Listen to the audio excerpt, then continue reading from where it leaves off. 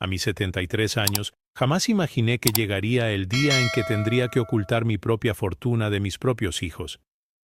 Pero aquí me encuentro, en la tranquilidad de mi pequeña cocina, con los extractos bancarios en la mano, confirmando una verdad que ellos desconocen por completo. He acumulado casi 200,000 pesos, fruto de más de medio siglo de trabajo incansable, 50 años de sacrificar vacaciones, lujos y cualquier capricho personal, todo por ellos. Mi nombre es Ricardo Sánchez, y si te estoy contando esto, es porque necesito que alguien me escuche, que comprenda la profunda herida que llevo. Han pasado 3 largos meses, y ni uno solo de mis 6 hijos ha marcado mi número.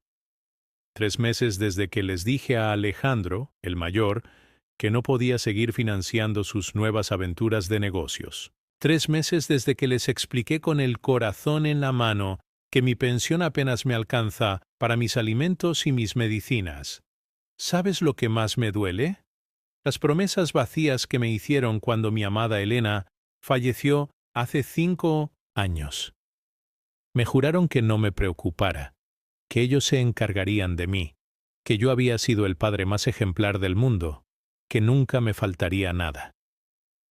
Puras mentiras, palabras que se desvanecen tan rápido como las flores en un funeral. Justo ayer una carta del abogado apareció en mi buzón. La casa donde he vivido toda mi vida, la que compré con el sudor de mi frente trabajando en la construcción, tiene un valor mucho mayor del que yo pensaba, un valor que me dejó sin aliento.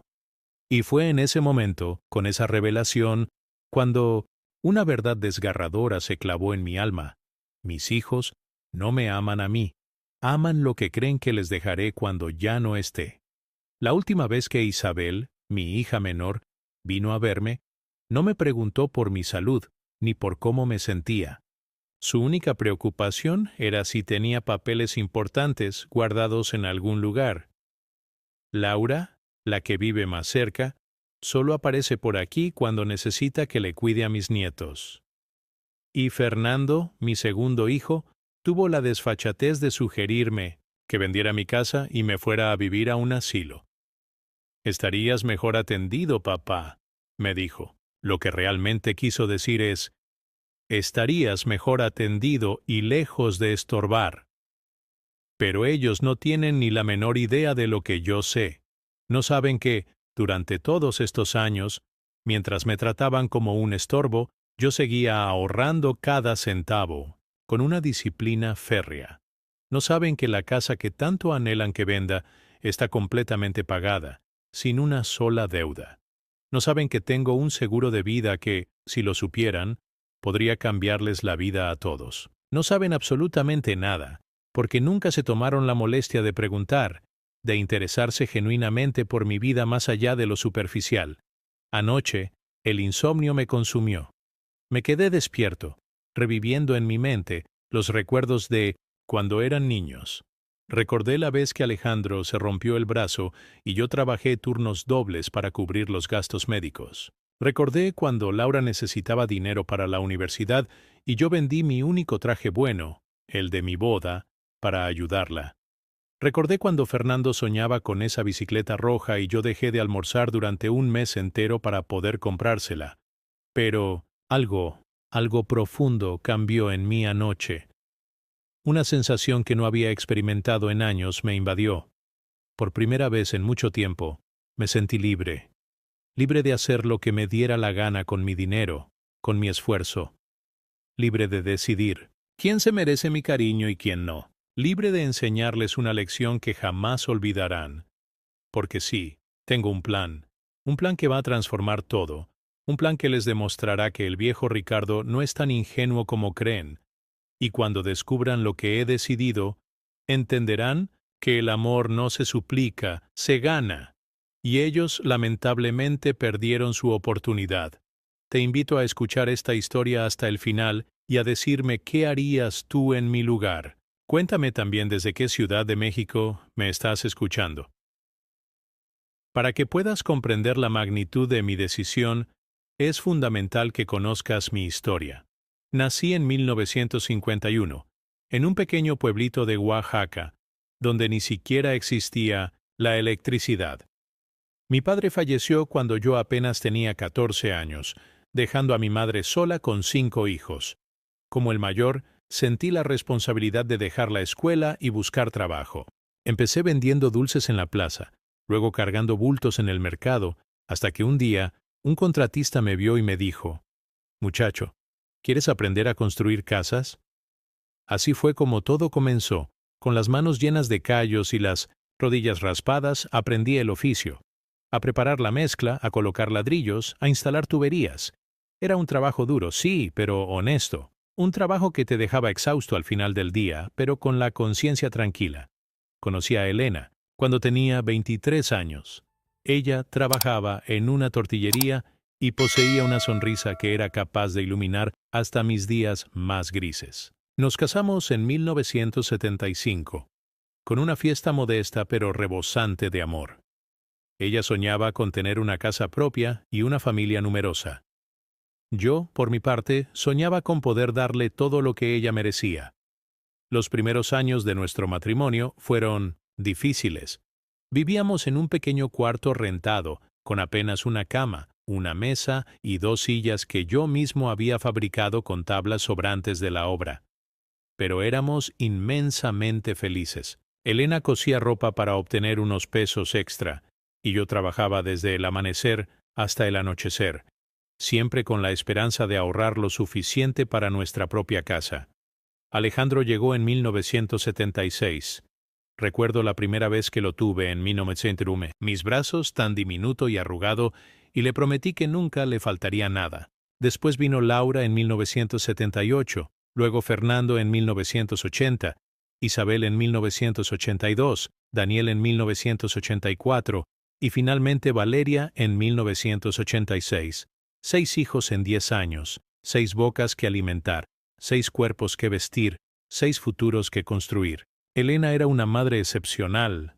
Cocinaba con los pocos recursos que teníamos y hacía verdaderos milagros.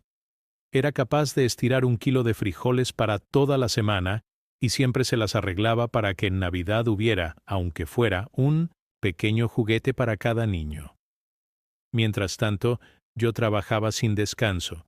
Construcción por las mañanas, plomería por las tardes y los fines de semana ayudaba en un taller mecánico. Nunca me negué a un trabajo, nunca, aunque me doliera la espalda, aunque lloviera a cántaros, aunque fuera día festivo.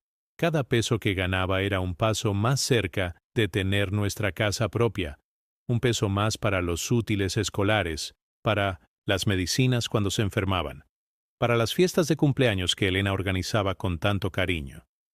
Si esta historia te está resonando y te hace pensar en tus propias experiencias, te invito a suscribirte a este canal. Tu apoyo me ayuda a seguir compartiendo estas reflexiones que tocan el corazón. En 1989, después de trabajar 14 años sin parar, por fin logramos comprar esta casa.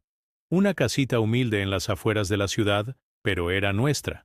Contaba con 3 recámaras, un pequeño patio donde Elena cultivaba sus plantas y suficiente espacio para que los niños jugaran libremente. El día que nos entregaron las llaves, Elena y yo nos abrazamos y lloramos de emoción. Habíamos alcanzado nuestro sueño, pero la vida no se detiene ahí. Los gastos continuaron aumentando. Uniformes escolares, libros, transporte y comida. Para 6 adolescentes que devoraban como leones, trabajé aún más duro. Me levantaba a las 5 de la mañana y regresaba a casa a las 9 de la noche. Los domingos estaban dedicados a reparar lo que se estropeaba en la casa y a pasar tiempo con la familia. Recuerdo una Navidad en particular. Alejandro, que tendría unos 14 años, me preguntó por qué yo nunca me compraba ropa nueva. Le respondí que no me hacía falta, que mi ropa vieja estaba bien, pero la verdad es que cada peso que no gastaba en mí era un peso que podía invertir en ellos. Siempre ellos primero. Siempre. Y así transcurrieron los años. Graduaciones, primeras comuniones, fiestas de 15 años para las niñas. Cada evento representaba un gasto considerable, dinero que a menudo no teníamos, pero que siempre encontrábamos la manera de conseguir. Elena vendía tamales, Yo hacía trabajos extras los fines de semana, lo que fuera necesario para que nuestros hijos tuvieran lo que se merecían. Nunca me quejé, nunca les dije que estaba cansado, que me dolía el cuerpo, que a veces me quedaba sin almorzar para que ellos pudieran comer, porque ese era mi trabajo como padre, darles todo lo que yo nunca tuve, ofrecerles la oportunidad de ser alguien en la vida. Pero ahí estaba yo, guardando secretos sin saberlo, ahorrando centavos aquí y allá sin que nadie se diera cuenta. Algo dentro de mí siempre supo que algún día necesitaría ese dinero. Algo me decía que tenía que estar preparado para el momento en que ellos ya no me necesitaran. Y tenía razón. El abandono no llega de golpe. Se infiltra poco a poco, como la lluvia, gota a gota, hasta que un día te das cuenta de que estás empapado y tiritando de frío. Comenzó cuando Elena enfermó. Cáncer de mama, dijeron los médicos. 3 años de tratamientos, visitas a hospitales, quimioterapias que costaban una fortuna. Vendí el carro, empeñé las pocas joyas que le había regalado a mi esposa. Trabajé, incluso los domingos, para poder pagar todo. Mis hijos ya eran adultos para entonces. Alejandro tenía su propia familia. Laura estaba casada. Fernando trabajaba en una oficina. Todos prometieron ayudar con los gastos médicos de su madre. No te preocupes, papá, me decían. Estamos aquí para lo que necesites. Pero cuando llegaba el momento de pagar, siempre tenían una excusa: que el sueldo no les alcanzaba, que los niños tenían gastos, que estaban pagando la casa, que ya habían ayudado el mes pasado. Elena falleció un martes por la mañana. Tenía las manos frías, pero me sonrió hasta el último momento. Cuídate, Ricardo, me dijo. No dejes que te hagan menos. No comprendí esas palabras hasta meses después. El funeral fue concurrido. Todos mis hijos estuvieron presentes, llorando, abrazándome, diciéndome que era el mejor padre del mundo, que nunca me abandonarían, que siempre estarían a mi lado. Las primeras semanas me visitaron con frecuencia. Laura me traía comida, Fernando me ayudaba con los papeles del seguro, Isabel me acompañaba al médico. Pero poco a poco, las visitas se espaciaron.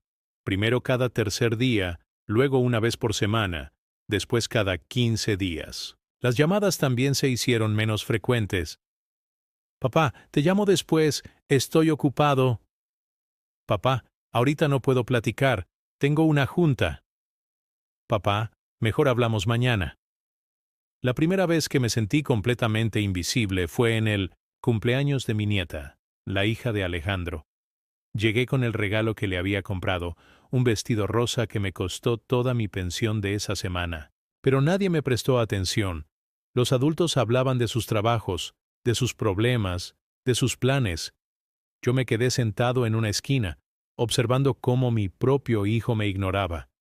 Cuando sirvieron la comida, no me guardaron un lugar en la mesa principal. Me sentaron en una mesita aparte con los niños más pequeños. «Es que no hay espacio, papá», me dijo Alejandro sin siquiera mirarme. Pero había espacio. Simplemente no era para mí. Ese día regresé a casa más triste que nunca. Y ahí fue donde todo comenzó a cambiar. Si te sientes identificado con la historia de Ricardo, o conoces a alguien que podría estar pasando por algo similar, por favor, comparte este video. Podría ser de gran ayuda para alguien que lo necesite. Empecé a notar cómo me hablaban, como si fuera un niño tonto. «Papá, ¿ya tomaste tus pastillas?» «Papá, no se te olvide cerrar la puerta». «Papá, mejor deja que yo haga eso, no vayas a lastimarte». Preguntas que no eran preguntas, sino formas sutiles de recordarme que ya no servía para nada. Laura comenzó a venir solo cuando necesitaba que le cuidara a los nietos. «Papá, ¿me puedes hacer un favor?», me decía. Nunca era «Papá, ¿cómo? ¿Estás? ¿O necesitas algo?». Siempre un favor, siempre algo que yo podía hacer por ella. Fernando me sugirió que vendiera la casa. «Papá, esta casa es muy grande para ti solo. Además, el dinero te vendría bien». Cuando le dije que no, que esa casa era el único recuerdo que tenía de mi esposa, me llamó necio. «Pero, papá, ¿para qué quieres una casa tan grande? No seas terco. Isabel dejó de invitarme a las reuniones familiares. Es que va a haber mucha gente, papá, y tú no conoces a nadie, me decía. Pero yo conocía a mis propios hijos, a mis propios nietos, o al menos eso creía. Daniel, el que siempre había sido más callado, empezó a evitarme por completo. Cuando lo llamaba, no contestaba. Cuando lo visitaba, siempre tenía prisa. Papá, hoy no puedo, tengo muchas cosas que hacer, muchas cosas más importantes que su padre, supongo. Y Valeria, mi bebé, la que solía decirme que yo era su héroe, empezó a hablarme como si fuera un empleado. Papá, necesito que me prestes dinero para la colegiatura de los niños. Papá, ¿puedes cuidar a los niños este fin de semana? Papá, ¿por qué no me ayudas con el pago del carro? Pero lo que más me dolía era la Navidad. Antes, cuando Elena vivía, nuestra casa era el centro de todo. Todos venían aquí, cenábamos juntos, intercambiábamos regalos. Después de que ella murió, las reuniones se trasladaron a la casa de Alejandro. Es más cómodo allá, papá, me dijeron. Hay más espacio.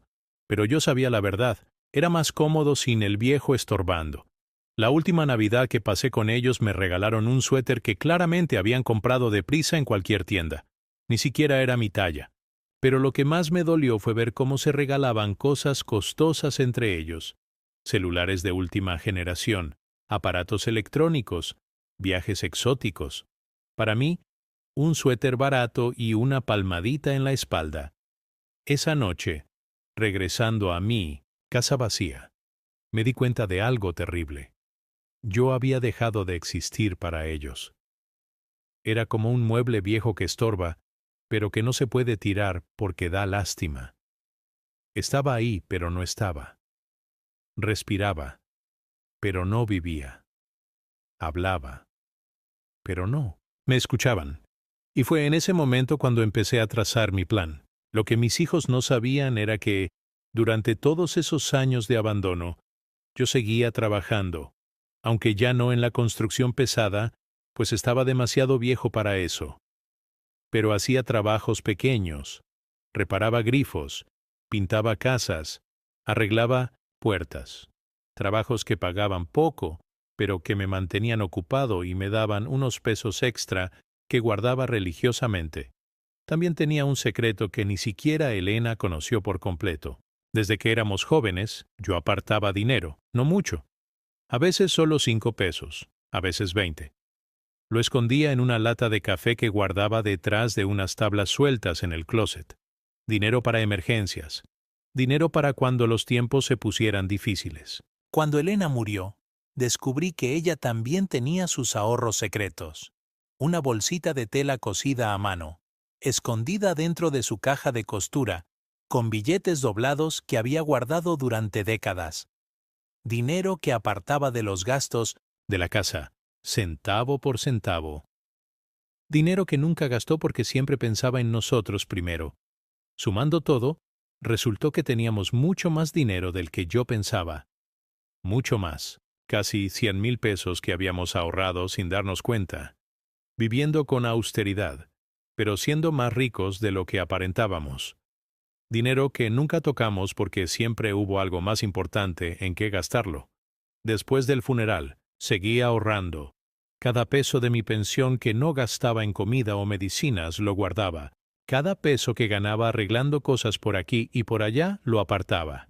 En 5 años, esa cantidad se había duplicado. Pero eso no era todo. Si te estás preguntando cómo Ricardo logró acumular tanto, la siguiente parte de la historia te sorprenderá. No olvides dejar un me gusta si te está gustando este relato. Hace un año, el gobierno anunció un programa para regularizar las propiedades. Resulta que esta casa que yo compré en 1989, pensando que no valía gran cosa, ahora vale una fortuna. El terreno se revalorizó porque construyeron un centro comercial cerca, y lo que me costó 30,000 pesos ahora vale más de $500,000. Pero había más sorpresas. Recordé que, cuando trabajaba en la constructora, como parte del pago, me dieron unas acciones de la empresa, papeles que guardé en una caja y que nunca volví a ver. Pensé que no valían nada, que habían sido una manera de pagarme menos dinero real, pero cuando fui a preguntar, resulta que esas acciones ahora valen una fortuna. La empresa creció, se expandió, y mis pequeñas acciones se multiplicaron. También estaba el seguro de vida que contraté cuando nacieron los niños, un seguro que seguí pagando todos estos años, aun cuando el dinero estaba apretado. 500,000 pesos que recibirían al morir yo, dinero que ellos ni siquiera saben que existe.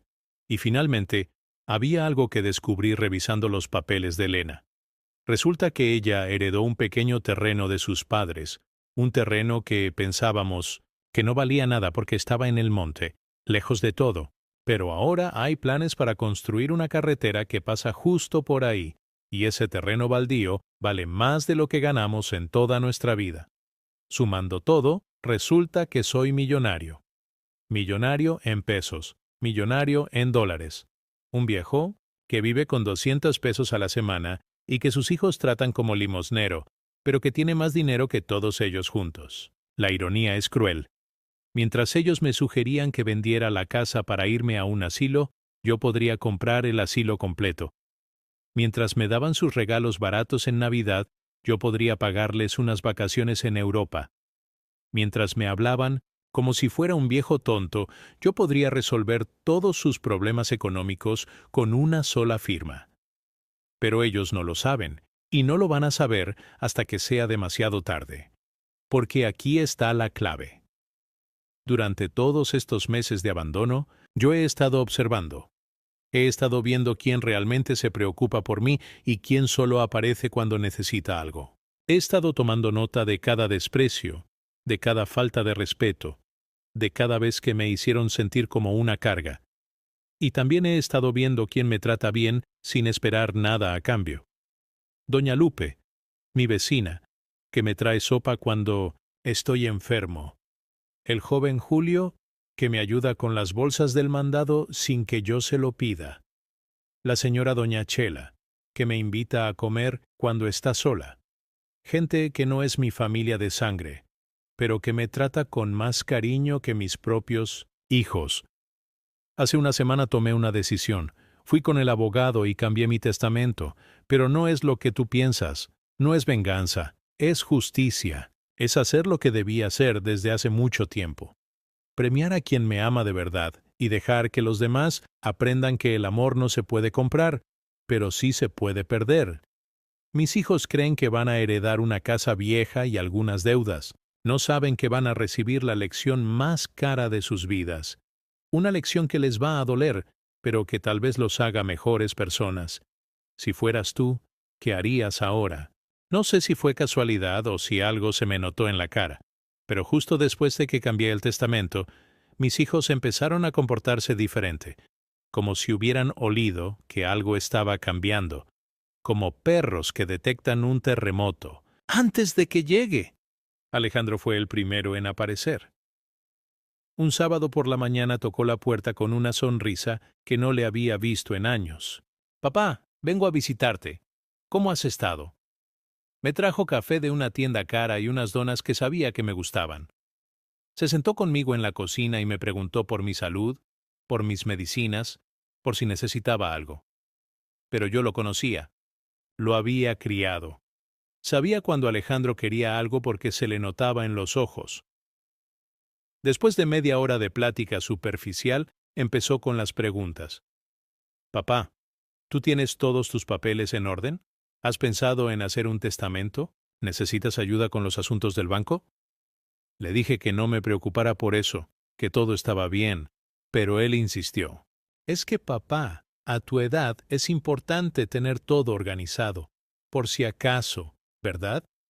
Por si acaso me muero», quiso decir. Por si acaso necesitan saber dónde está el dinero. Laura llegó al día siguiente. Qué casualidad, ¿no? Vino con sus hijos, mis nietos, a quienes hacía meses no veía. Los niños querían visitar al abuelo, me dijo, pero los niños estaban más interesados en sus teléfonos que en platicar conmigo. Era obvio que los había arrastrado. Laura se ofreció a limpiar la casa. Papá, déjame ayudarte con la limpieza. Esta casa necesita una manita de mujer. Mientras limpiaba, la vi revisando cajones, moviendo papeles, husmeando en lugares donde no tenía por qué meterse. Cuando le pregunté qué buscaba, me dijo: Nada, papá, solo estoy acomodando. Fernando apareció a mitad de semana. Él nunca venía entre semana porque trabajaba, pero ahí estaba. Papá, he estado pensando en ti mucho últimamente. Me dijo: creo que deberías venir a vivir con nosotros. Le recordé que hacía un año me había sugerido que me fuera a un asilo y se puso incómodo. No, papá, malentendiste. Yo siempre he querido que vivas con nosotros. Mentiroso, pero siguió insistiendo. La casa es muy grande para ti solo. Además, ahí puedes estar acompañado. Podemos cuidarte mejor.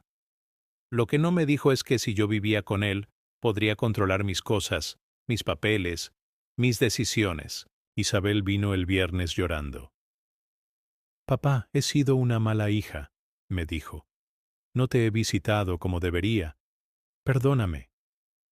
Las lágrimas parecían reales, pero yo había visto esas mismas lágrimas cuando era niña y quería algo que no podía darle.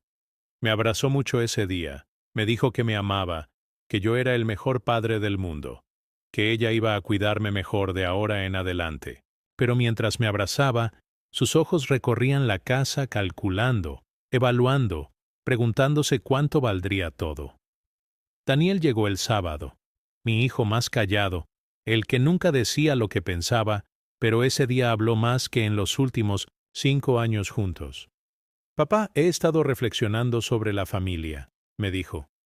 Creo que no hemos sido justos contigo. Me habló de cuando era niño, de todo lo que yo había hecho por él, de lo agradecido que estaba, pero después vinieron las preguntas sobre mi salud, sobre mis finanzas, sobre mis planes para el futuro. Papá, ¿tú tienes ahorros? Me preguntó directamente. Es que me preocupa que no tengas suficiente dinero para cuando seas más grande. Cuando seas más grande, como si tuvieras 5 años. Valeria fue la última en llegar. Mi bebé, la que siempre había sido más directa.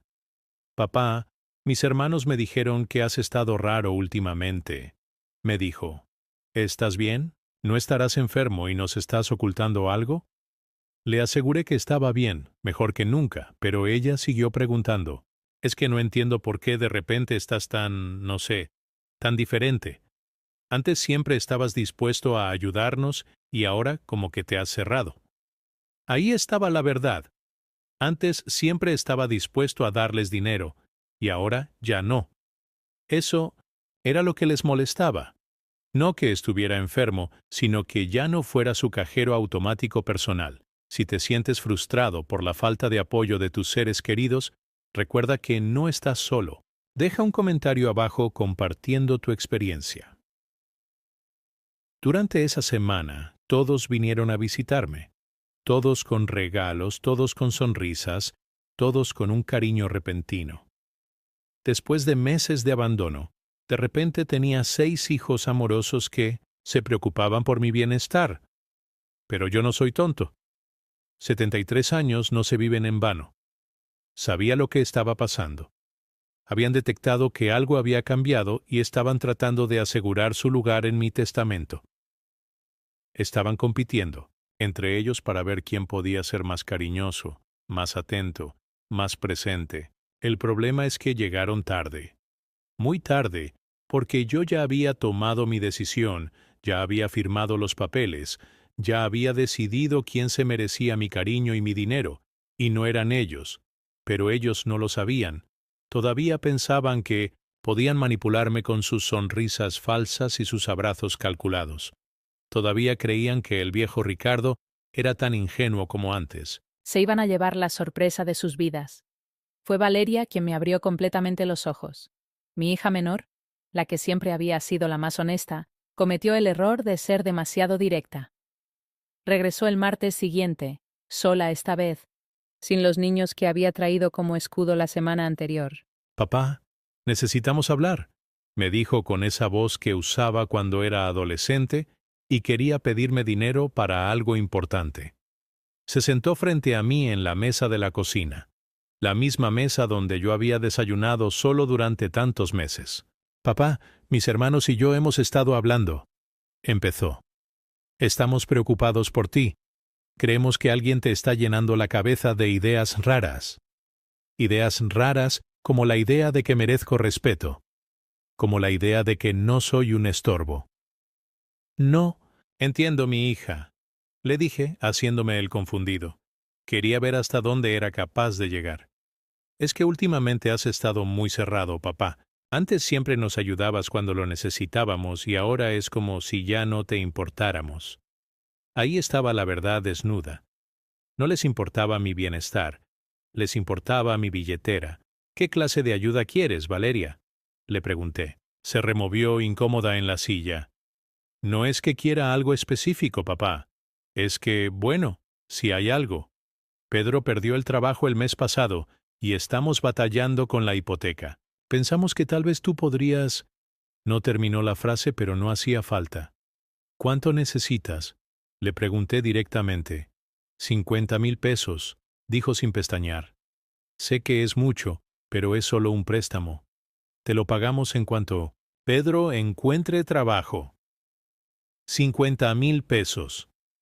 Más de lo que mi pensión me da en 2 años, dinero que sabía que nunca me iban a regresar, como todos los préstamos anteriores que nunca vi de vuelta. Valeria, no tengo ese dinero, le dije con toda tranquilidad. Se le cambió la cara completamente. La máscara de hija preocupada se cayó y apareció la verdadera Valeria. La Valeria egoísta, la Valeria calculadora, la Valeria que solo venía a verme cuando necesitaba algo.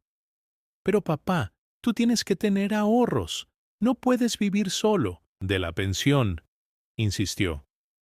Además, esta casa vale dinero. ¿Podrías hacer algo? ¿Cómo qué?, le pregunté. Podrías venderla o hipotecarla o no sé, papá, pero algo debes poder hacer. Somos tu familia. Ahí estaba la palabra mágica, familia, la palabra que usaban como chantaje emocional cada vez que querían algo, la palabra que se habían olvidado durante meses de abandono, pero que recordaban perfectamente cuando necesitaban dinero.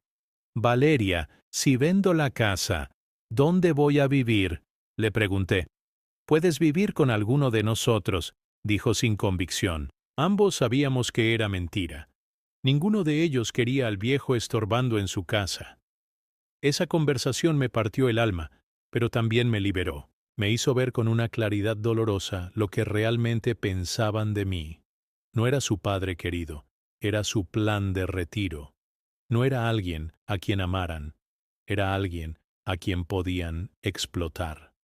Después de que Valeria se fue, me quedé sentado en esa cocina silenciosa, sintiendo una mezcla de tristeza y alivio. Tristeza por haber perdido a mis hijos hace mucho tiempo sin darme cuenta. Alivio por finalmente entender la verdad. Los días siguientes, mis otros hijos siguieron llegando uno por uno, con excusas diferentes, pero con el mismo objetivo. Alejandro necesitaba dinero para expandir su negocio. Laura quería remodelar su casa. Fernando tenía deudas de las tarjetas de crédito. Isabel necesitaba pagar la universidad de sus hijos. Daniel quería comprar un carro nuevo. Todos tenían emergencias.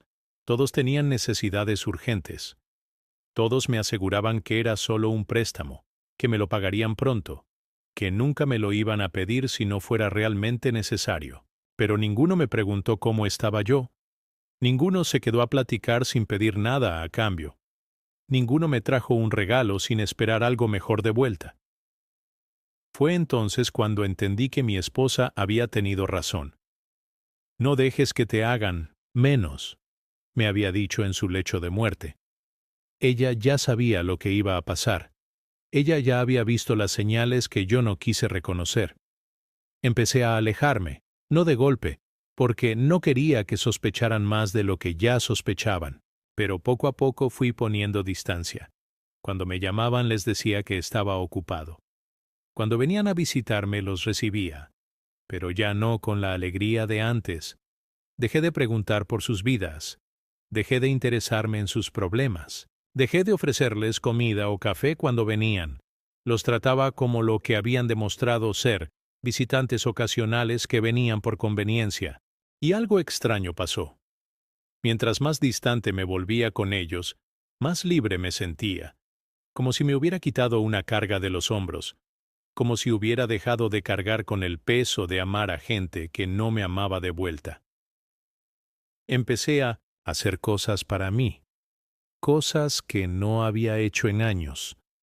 Me compré ropa nueva, fui al médico para que me revisara bien, contraté a alguien para que me arreglara el jardín, pequeñas cosas que me hacían sentir vivo otra vez. Y mientras tanto, ellos seguían viniendo, seguían insistiendo, seguían tratando de manipularme con su cariño falso y sus promesas vacías, sin saber que cada visita, cada petición de dinero, cada muestra de falso afecto, solo confirmaba que había tomado la decisión correcta.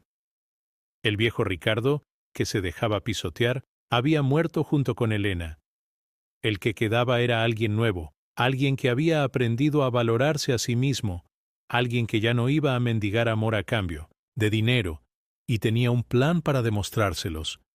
Mi plan no nació de la venganza, sino de la justicia.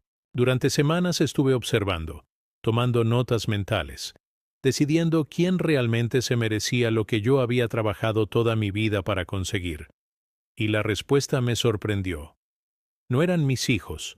Si esta historia te está inspirando a tomar el control de tu propia vida y tus decisiones, suscríbete y activa la campanita para no perderte futuros videos con mensajes poderosos. Doña Lupe, mi vecina de 70 años, había sido más familia para mí en estos últimos meses que mis propios hijos en años. Cada domingo me invitaba a comer, no porque necesitara algo, sino porque sabía que estaba solo. Me preparaba caldo de pollo cuando me veía decaído y siempre tenía tiempo para escuchar mis historias sin mirar el reloj. Doña Lupe vivía de una pensión miserable porque su esposo había muerto joven y ella nunca pudo trabajar formalmente. Vivía en una casita que se caía a pedazos, pero siempre tenía una sonrisa para mí. Siempre me preguntaba cómo estaba, cómo había dormido, si necesitaba que le trajera algo del mercado. Decidí que ella iba a recibir 100,000 pesos, suficiente para arreglar su casa, para vivir tranquila sus últimos años, para no tener que elegir entre comprar medicina o comida.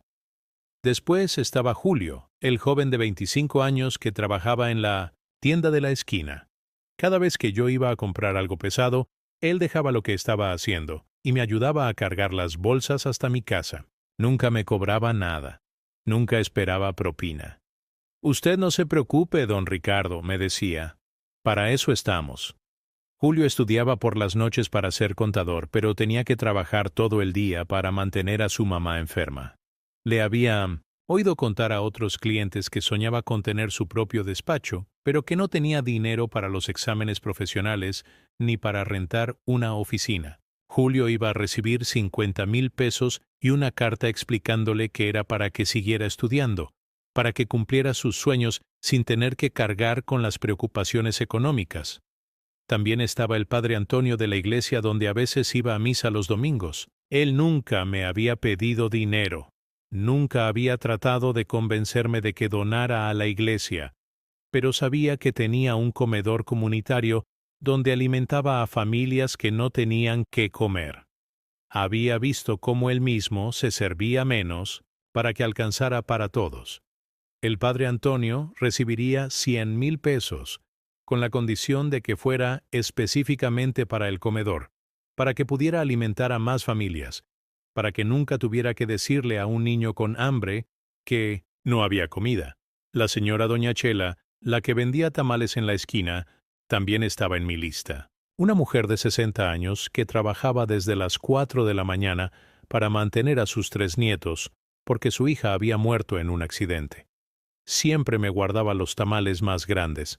Siempre me preguntaba por mi salud con genuina preocupación. Doña Chela recibiría 30,000 pesos, no mucho, pero suficiente para que pudiera tomarse un descanso, para que pudiera llevar a sus nietos al médico sin preocuparse por el dinero, para que supiera que alguien valoraba su trabajo y su sacrificio.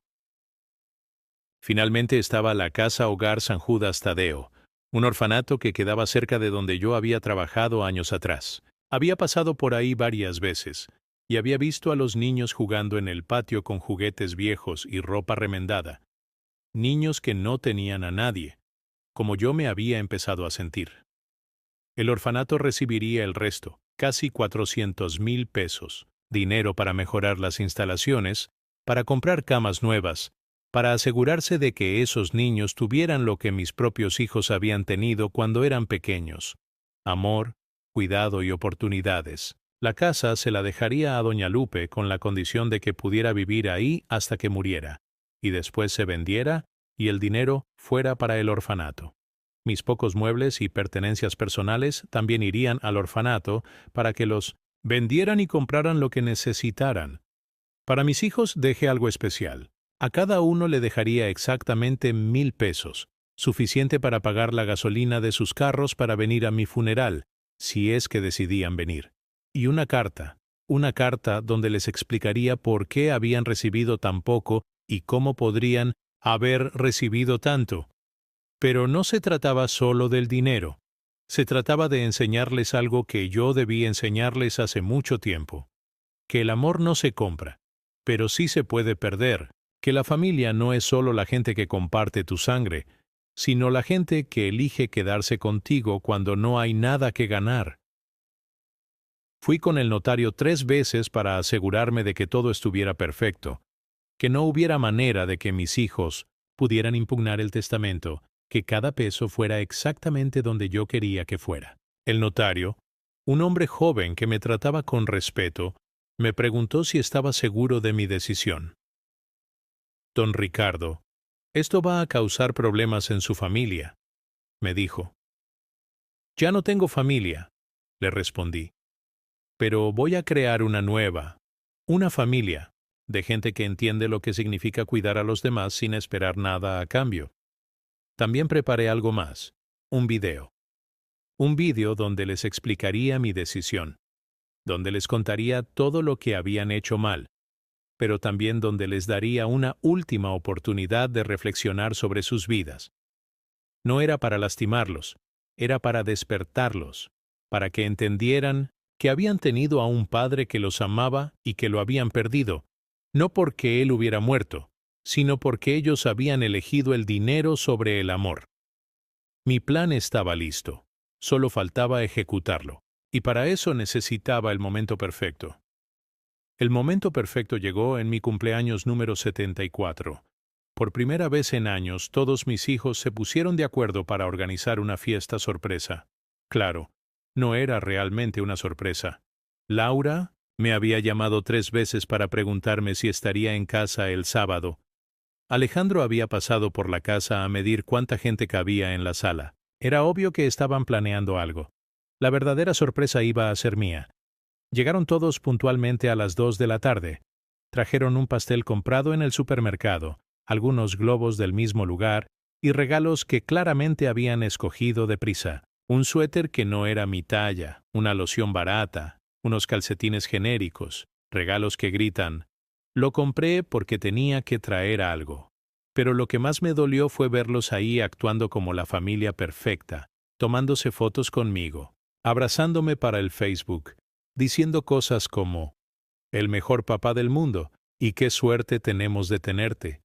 Todo calculado, todo falso, todo para quedar bien. Durante la fiesta los escuché hablando entre ellos en la cocina. Pensaban que no los oía, pero estas paredes son delgadas y mis oídos todavía funcionan bien. ¿Alguno de ustedes ha logrado que les diga algo sobre sus papeles?, preguntó Alejandro en voz baja. Nada, respondió Fernando. Está muy cerrado, pero algo tiene, estoy seguro. La casa por lo menos vale algo, dijo Laura. Aunque sea eso nos toca. Esperemos que no se le ocurra venderla y gastarse todo, agregó Valeria. Ya saben cómo se ponen los viejitos. A veces hacen locuras. ¿Locuras? Eso pensaban de mí. Un viejo loco que podía hacer locuras con su propio dinero. Después de comer el pastel y fingir que estaba feliz con mis regalos baratos, les dije que tenía algo importante que decirles. Se pusieron todos muy atentos. Seguramente pensaron que por fin les iba a revelar mis secretos financieros. Hijos, les dije, quiero que sepan que he estado pensando mucho en ustedes últimamente. Se miraron entre ellos con esperanza. Alejandro hasta se acomodó en la silla como preparándose para buenas noticias. He decidido que es hora de que tengan una conversación honesta conmigo. Continué. Una conversación sobre lo que realmente esperan de mí. El silencio se puso espeso. Nadie se atrevía a hablar. Alejandro, le dije directamente, la última vez que viniste a verme sin pedirme dinero fue hace 2 años. ¿Lo recuerdas? Se puso rojo. Papá, yo no. Sí, sí, vienes, lo interrumpí. Vienes cuando necesitas algo, como la vez que querías que te avalara el préstamo para tu negocio, o cuando necesitabas dinero para la escuela de los niños. Siempre hay una emergencia, ¿verdad? Me volteé hacia Laura. Laura, tú me has dicho que soy el mejor papá del mundo exactamente 4 veces en los últimos 2 años. Las 4 veces fueron antes de pedirme que cuidara a tus hijos. Laura bajó la mirada. No podía negarlo porque era verdad. Fernando, seguí. Me sugeriste que me fuera a un asilo. Dijiste que estaría mejor cuidado. Pero hoy me dices que quieres que viva contigo. ¿Qué cambió? Fernando abrió la boca, pero no salió ningún sonido. Isabel, tú me dijiste que había sido una mala hija y que ibas a cambiar. Eso fue hace un mes. ¿Sabes cuántas veces me has llamado desde entonces solo para preguntarme cómo estoy? 0. Isabel empezó a llorar, pero ya no me conmovían sus lágrimas. Las había visto demasiadas veces. Daniel, tú directamente me preguntaste si tengo ahorros. No me preguntaste si estoy bien de salud, si me siento solo, si necesito ayuda con algo. Me preguntaste por el dinero. Daniel se veía incómodo cambiando de posición en la silla. Y Valeria, dije finalmente volteando hacia mi hija menor, tú me pediste 50,000 pesos y me sugeriste que vendiera mi casa para dártelos, la casa donde viví con su madre, la casa que pagué con mi sudor, la casa que es lo único que me queda de mi vida con ella. Valeria ya estaba llorando también, pero seguí. Entonces quiero preguntarles algo. Les dije con la voz más calmada que pude encontrar. Si yo no tuviera dinero, si esta casa no valiera nada, si no hubiera herencia que esperar, ¿seguirían viniendo a verme? El silencio fue ensordecedor. Nadie respondió porque todos sabíamos la respuesta. Si esta confrontación te hace reflexionar sobre tus propias relaciones familiares, te animo a dejar un comentario sobre cómo manejas las expectativas y el amor en tu familia. Les voy a contar algo, continué. Su madre, antes de morir, me dijo, no dejes que te hagan menos. Yo no entendí qué quería decir. Ahora lo entiendo perfectamente. Alejandro trató de interrumpir. Papá, creo que estás malinterpretando. No estoy malinterpretando nada. Lo callé. Estoy viendo la verdad por primera vez en años. Y la verdad es que ustedes no me aman a mí. Aman lo que creen que voy a dejarles cuando me muera. Laura se paró de la silla. Papá, eso no es cierto, nosotros te queremos mucho. Ah, sí, entonces pruébenlo, les dije. Dejen de venir por un año, no me pidan nada, no esperen nada, no calculen nada. Solo vengan porque quieren estar conmigo. Vengan a platicar, a acompañarme, a preguntarme cómo estoy. Sin agenda oculta, sin emergencias económicas, sin favores que pedir. Todos se miraron entre ellos confundidos. Pero, papá, dijo Valeria, nosotros sí te queremos. Es solo que, bueno, todos tenemos problemas económicos. ¿Y creen que esos problemas son mi responsabilidad? Terminé la frase por ella. Creen que porque soy su padre, tengo la obligación de resolverles la vida hasta que me muera. Me levanté de mi silla y los miré a todos. Hijos, ya tomé mi decisión sobre muchas cosas, decisiones que van a cambiar todo. Y quiero que sepan que tuvieron muchas oportunidades de hacer las cosas diferente, muchas oportunidades de demostrarme que me querían por quien soy, no por lo que tengo. Alejandro se paró también. Papá, ¿qué quieres decir con eso? Lo van a entender pronto. Les dije, muy pronto. Después de esa conversación, mis hijos se fueron con caras largas y miradas preocupadas. No hubo abrazos de despedida, no hubo promesas de llamar. Pronto se fueron como llegaron, calculando, preguntándose qué había querido decir, tratando de descifrar si sus planes seguían funcionando.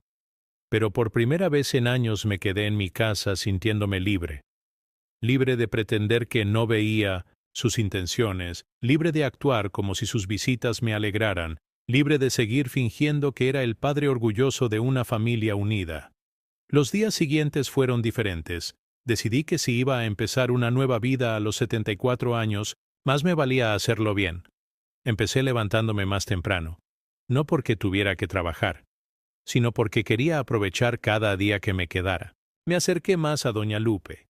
Un día le toqué la puerta y le dije, «Doña Lupe, ¿quiere que desayunemos juntos? Yo pongo los huevos. Usted pone el café». Se rió con ganas y me dijo que hacía años que nadie le proponía algo así. Desde entonces desayunamos juntos 3 veces por semana. Con ella descubrí lo que era tener una conversación real. Me contaba de sus nietos que vivían lejos, de sus achaques, de las telenovelas que veía. Yo le contaba de mi trabajo en la construcción, de los lugares que había conocido, de las cosas que había aprendido. Conversaciones sin agenda, sin reloj, sin prisa por llegar a pedir algo. También me hice amigo del joven Julio. Un día le dije que me ayudara a cargar unas cosas pesadas y le pagué más de lo acordado. «Don Ricardo, es demasiado», me dijo. «No, muchacho», le respondí, «es lo justo. Tu tiempo vale dinero y el trabajo bien hecho se paga bien». Poco a poco Julio empezó a contarme de sus estudios. Me platicaba de sus exámenes, de sus sueños, de tener su despacho, de lo difícil que era estudiar después de trabajar todo el día. Un día le dije, «Julio, ¿qué te hace falta para ser contador?». Me contó de los cursos que le faltaban, de los exámenes profesionales, de la computadora que necesitaba. Lo escuché sin interrumpir, sin juzgar, solo escuchando. Con el padre Antonio también empecé a platicar más. Después de las misas me quedaba a ayudarlo a acomodar las bancas, a barrer, a cerrar la iglesia. Un día me invitó a conocer el comedor comunitario, ver a esas familias comiendo con dignidad, ver a los niños riéndose mientras sus padres podían relajarse por un momento, me partió el corazón de la manera más hermosa. «Padre», le dije, «¿qué es lo que más necesita para el comedor?». Me habló de las ollas que se estaban rompiendo, de la estufa que ya no calentaba bien, de los platos que se habían quebrado y que tenían que servir la comida en vasos de plástico. Lo escuché y tomé notas mentales. La señora doña Chela también se volvió parte de mi nueva rutina. Cada mañana pasaba por sus tamales, no solo porque estaban ricos, sino porque me gustaba platicar con ella. Me contaba de sus nietos, de lo inteligente que era el mayor, de cómo la menor quería ser doctora. Veía en sus ojos el mismo amor que yo había sentido por mis hijos cuando eran pequeños. Un día, doña Chela llegó llorando al puesto. Su nieto, el mayor, había tenido un accidente en la bicicleta y necesitaba radiografías. «No sé de dónde voy a sacar el dinero, don Ricardo», me dijo. «Con lo que gano apenas alcanza para la comida». Le di el dinero para las radiografías sin pensarlo 2 veces. «Pero, don Ricardo, ¿cómo le voy a pagar?». «No me va a pagar nada, señora doña Chela. Usted me paga cada día con su sonrisa y sus tamales». Y así, sin darme cuenta, empecé a construir una nueva familia. Una familia elegida, no impuesta por la sangre. Una familia que me buscaba porque les gustaba mi compañía, no porque esperaran algo de mí. Una familia que se preocupaba por mí porque me querían, no porque me necesitaran. Mis verdaderos hijos siguieron viniendo, por supuesto, pero ahora era diferente. Yo era diferente. Ya no fingía estar feliz de verlos. Los recibía con cortesía, pero sin entusiasmo. Respondía a sus preguntas, pero ya no preguntaba por sus vidas. Los trataba como lo que eran, conocidos que venían de visita. Si te sientes inspirado por la capacidad de Ricardo para encontrar una nueva familia y propósito, considera apoyar a organizaciones benéficas locales que ayudan a personas mayores o niños. Cada pequeña acción cuenta. Alejandro trató de interrogarme sobre mis decisiones. Le dije que ya las había tomado y que las conocería a su debido tiempo. Laura me ofreció ayuda con la limpieza, pero le dije que ya tenía quien me ayudara. Fernando insistió en que fuera a vivir con él, pero le dije que estaba muy cómodo donde estaba. Era extraño. Mientras menos les daba lo que querían, más insistían en estar cerca, como si hubieran detectado que algo importante estaba pasando y no querían perdérselo. Pero ya era demasiado tarde. Yo había encontrado mi paz, había encontrado